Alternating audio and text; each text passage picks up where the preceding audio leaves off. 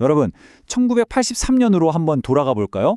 그때 모두가 저건 절대 안 되라고 말했던 선언 하나가 있었어요. 바로 그 선언이 대한민국의 운명을 통째로 바꿔놓게 됩니다. 이건 그냥 흔한 성공 스토리가 아니에요. 정말 아무것도 없이 맨주먹으로 시작해서 세계 최고가 된 거의 기적에 가까운 이야기입니다. 맞습니다. 처절하고도 통쾌한 인간 승리의 대서사시, 정말 이 말 그대로예요. 이건 그냥 반도체 칩 하나 만든 이야기가 아니라는 거죠. 기술도 없죠, 돈도 없죠, 심지어 경험은 전무했죠.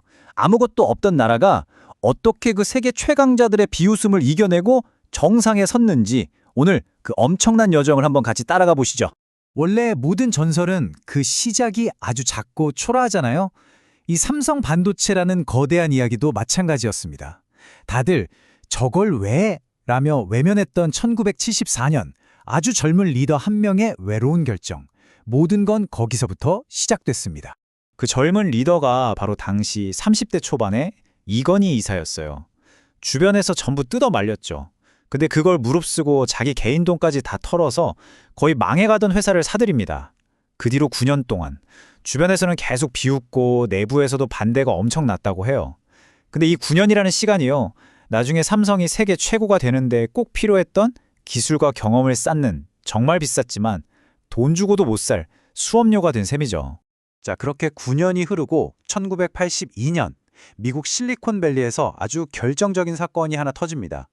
이병철 회장이 HP 본사에 갔다가 난생 처음으로 개인용 컴퓨터라는 걸 보게 된 거예요. 근데 이게 정말 충격적이었던 거죠. 예전 같으면 수십 명이 며칠은 끙끙대어 풀 수 있는 복잡한 계산을 책상 위 작은 컴퓨터 한 대가 그냥 몇십 분 만에 뚝딱 해치우는 걸 본 겁니다. 그때 이병철 회장이 직감한 거죠. 아, 세상이 바뀌었구나. 이 거대한 변화의 심장에 반도체가 있구나. 저걸 우리 손으로 만들어야겠다.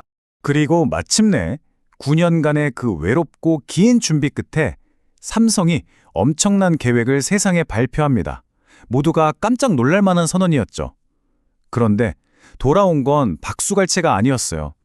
정말이지 차갑디 차가운 비웃음뿐이었습니다. 1983년 2월 8일 도쿄에 있는 한 호텔에서 한국으로 국제전화 한 통이 걸려옵니다. 바로 이 전화 한 통이 대한민국의 미래를 바꾼 전화가 되는데요. 수화기 너머로 들려온 이병철 회장의 목소리는 아주 단호했습니다. 나 이병철인데 오늘부로 삼성이 반도체 사업에 뛰어든다고 세상에 알려요. 이건 그냥 사업이 아니야. 나라의 미래가 걸린 일이라고. 이게 바로 그 유명한 28 도쿄 선언입니다. 자, 그런데 이 역사적인 선언에 대한 세계의 반응이 어땠을까요? 정말 냉담했습니다. 인텔 임원은 저 노인네가 노망이 들었나 봐 라고 했고요. 일본 언론은 한술 더 떠서 이건 초등학생이 미적분 풀겠다고 덤비는 꼴이라며 대놓고 무시했죠. 아무도, 정말 단 한 명도 삼성의 도전을 진지하게 생각하지 않았어요. 특히 일본의 미쓰비시 연구소는 아예 보고서까지 냈어요. 제목이 삼성이 망할 수밖에 없는 5가지 이유. 그 내용을 보면 아주 논리정연합니다. 첫째, 한국 시장 너무 작다. 둘째, 주변에 부품 만들어줄 공장도 없다. 셋째, 돈도 없다. 넷째, 정부 지원도 기대하기 어렵다. 그리고 마지막 5번째, 이게 제일 뼈아픈 지적이었죠. 삼성한텐 기술이 아예 없다. 근데요, 아이러니하게도 이 냉정한 보고서가 오히려 이병철 회장의 오기를 자극한 거예요. 그래? 모두가 안 된다고 하니까 오히려 더 하고 싶어지는군. 이렇게 된 거죠. 그리고 이때부터 세상의 모든 상식을 깨부수는 그 유명한 삼성의 속도전이 시작됩니다. 이병철 회장이 내린 첫 번째 지시는 정말 충격 그 자체였어요. 6개월, 딱 6개월 줄 테니 반도체 공장 지어. 아니, 당시 선진국에서도 빨라야 1년 반, 보통은 2년씩 걸리는 엄청난 공사였거든요. 현장에서는 당연히 회장님, 그건 불가능합니다. 난리가 났죠. 근데 돌아온 대답은 딱 한마디였어요. 반도체는 시간 싸움이야. 이때부터 진짜 말도 안 되는 처절한 싸움이 시작됩니다. 시간을 줄이려고 설계 도면이 나오기도 전에 땅부터 파기 시작했고요. 이게 패스트트랙 공벌이죠. 더 대단한 건 영하 15도 강추위에 콘크리트가 얼어버리니까 아예 건물 전체를 거대한 비닐하우스처럼 덮어버리고 그 안에서 숯불을 수백 개 피워서 온도를 유지한 거예요. 24시간 내내 매캐한 연기 쪽에서 공사를 강행하고, 또 전설적인 일화가 있죠. 정밀 장비로 옮겨야 하는데 길이 비포장 도로라 하룻밤 만에 4km 도로를 아스팔트로 쫙 깔아버립니다. 정말 하나하나가 기적 같은 일들이었죠. 생각해보세요. 다음 날 아침에 장비 싣고 온 미국인 트럭 운전사가 얼마나 황당했겠어요. 어제까지만 해도 분명히 흙먼지 날리는 시골길이었는데 자고 일어났더니 매끈한 아스팔트 도로가 눈앞에 펼쳐져 있는 거예요. 이 운전사가 혀를 내두르면서 딱 한마디 했답니다. 원더풀. 그래. 근데 이건 좀 크레이지 코리안. 멋진데 동시에 좀 미친 것 같다는 거죠. 자, 이렇게 공장은 기적적으로 지었는데 진짜 전쟁은 이제 시작이었습니다. 바로 기술이었죠. 미국으로 날아간 연구원들은요, 거의 산업 스파이 취급을 받았어요. 핵심 기술 근처에도 못 가게 하는 거죠. 그럼 포기했냐? 아니요. 유리창 너머로 보이는 설비 모양을 눈으로 사진 찍듯이 외우고 손으로 감각을 익히고 화장실에 몰래 숨어서 두루마리 휴지에 회로도를 막 그려가면서 필사적으로 기술을 훔쳐 배웠습니다. 그래서 이걸 도둑 공부라고 부르는 거예요. 그렇게 피와 땀으로 마침내 삼성이 64K 디램 개발에 성공합니다. 이제 불가능을 넘어선 거죠. 그런데 샴페인을 터뜨리기엔 너무 일렀어요. 이제 막 시장에 나온 아기 같은 삼성을 아예 싹부터 잘라버리려고 기존의 절대 강자였던 일본 기업들이 정말 무자비한 공격을 시작합니다. 이때 일본 기업들이 벌인 일은 정말 상상을 초월해요. 이걸 잘 보세요. 당시 시장에서 반도체 하나가 3달러 50센트에 팔리고 있었어요. 삼성이 이걸 하나 만드는 데 드는 돈, 그러니까 원가가 1달러 30센트였고요. 그런데 일본 업체들이 갑자기 이 가격을 30센트로 후려쳐버린 겁니다. 아니, 만드는데 1달러 30센트가 드는데 이걸 30센트에 팔라니요. 이건 팔면 팔수록 손해가 눈덩이처럼 불어나는 구조잖아요. 아예 삼성을 말려 죽이겠다는 그 악명 높은 치킨 게임이 시작된 겁니다. 일본의 이런 무차별적인 가격 공세에 삼성은 정말 속수무책이었습니다. 적자가 정말 눈덩이처럼 불어났어요. 1987년 말이 되니까 그 적자액이 무려 1,600억 원. 여러분, 이 1,600억 원이 어느 정도냐면요. 당시 삼성전자라는 회사 전체의 자본금보다 더 큰 돈이었어요. 회사가 그냥 통째로 날아갈 위기였던 거죠. 당연히 회사 내부에서는 이 사업 이제 접어야 한다는 목소리가 터져 나왔습니다. 모두가 도망가자, 포기하자고 외칠 때 리더는 홀로 반대 방향으로 걸어갔습니다. 이병철 회장은 여기서 모두를 기절초풍하게 만드는 명령을 내려요. 제3라인을 더 지어라. 아니, 지금 있는 공장도 망하게 생겼는데 공장을 더 짓겠다뇨. 그러면서 이런 말을 합니다. 남들이 무서워서 도망갈 때가 진짜 기회다. 지금 당장 손해보는 거에 쫄지 말고 미래를 살아.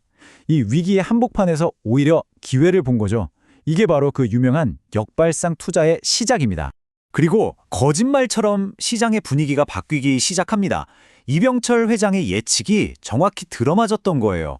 죽었던 반도체 경기가 다시 살아나기 시작했고 모두가 움츠릴 때 과감하게 투자를 늘렸던 삼성에게 드디어 기회가 찾아온 겁니다. 자, 이제 이 길고 길었던 역전 드라마의 마지막 장이 시작됩니다. 아버지의 바통을 이어받은 이건희 회장 역시 아주 중요한 선택의 기로에 섭니다. 여기서 또 한 번의 승부수를 던지죠. 바로 다음 세대 반도체를 어떤 기술로 만들 것이냐 하는 문제였어요. 당시 세계 1위였던 일본의 도시바는 트렌치라는 방식을 선택했어요. 이건 땅을 파고 들어가는 거라 좀 더 안정적이었죠. 반면에 삼성은 스택 방식을 선택합니다. 이건 마치 고층 빌딩처럼 회로를 위로 쭉쭉 쌓아 올리는 방식인데 훨씬 더 어렵고 위험 부담이 컸어요. 그런데도 삼성은 이 어려운 길에 모든 걸 겁니다. 결과는 어땠을까요? 이건 정말 역사에 남을 대반전이었습니다. 안정적으로 보였던 일본의 트렌치 방식은 금방 기술적인 한계에 부딪혀서 더 이상 발전하지 못했어요. 반면에 어렵고 험난한 길을 택했던 삼성의 스택 방식은 그 가능성이 무한했던 거죠. 마침 1988년부터 전 세계적으로 PC가 막 보급되면서 메모리 반도체 수요가 폭발합니다. 이 기회를 잡은 삼성은 그동안 쌓였던 몇 년째 적자를 한 방에 다 갚아버리고도 남았고요. 마침내 1992년 그 누구도 넘볼 수 없는 세계 1위 자리에 우뚝 서게 됩니다.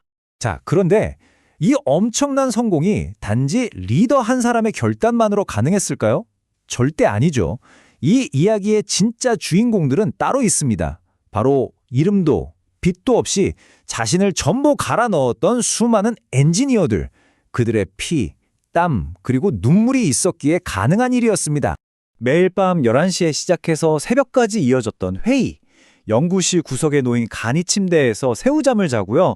심지어 자기 아이가 태어나는 순간에도 병원에 가지 못했던 엔지니어들이 정말 많았다고 해요. 여기서 실패하면 다 끝이다 라는 그 절박함 하나로 버텼던 거죠. 정신력을 다잡기 위해서 영하의 날씨에 64km를 밤새 행군하기도 했고요. 정말 대단한 분들이죠. 여러분, 지금 우리가 손에 들고 있는 이 스마트폰, 우리가 사용하는 AI, 전 세계 데이터를 저장하는 서버, 이 모든 것 안에 뭐가 들어있을까요? 바로 1983년, 그 추운 겨울날, 숯불 연기 마셔가며 불가능에 도전했던 이름 없는 영웅들의 그 뜨거운 땀과 정신이 그대로 살아 숨쉬고 있는 겁니다. 결국 이 삼성 반도체 전설은 그냥 옛날에 이런 일이 있었대 하고 끝날 이야기가 아닙니다. 이건 지금을 살고 있는 우리 모두에게 던지는 질문이기도 해요. 여러분 각자의 삶에서 지금 여러분이 서 있는 그 자리에서 여러분만의 도쿄 선언은 과연 무엇인가요? 모두가 그건 안 돼, 미쳤어 라고 말할 때 아니, 난 할 거야 라고 외치며 첫 발을 내디딜 용기, 우리에게도 그런 용기가 있는지 이 이야기는 우리에게 그렇게 묻고 있습니다.